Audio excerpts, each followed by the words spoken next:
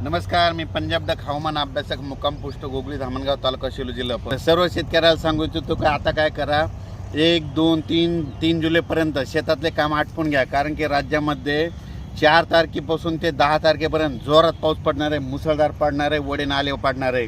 म्हणून हा अंदाज सगळ्या शेतकऱ्यांना लक्षात येतात. एकंदरीत परिस्थिती बघितली तर राज्यामध्ये आपण सांगितलं होतं की 27, 28, 29, 30ला सगळीकडे चांगला पाऊस पडेल. म्हणून सगळीकडे राज्यात पाऊस चांगला झाला.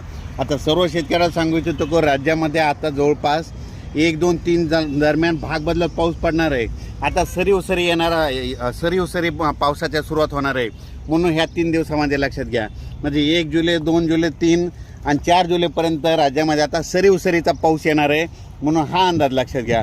परत शेतकऱ्याला सांगू इच्छितो की राज्यात आता ह्या 3 दिवसात ज्यांना शेतीचे कामे आटपायचे तर त्यांनी आटपून घ्या.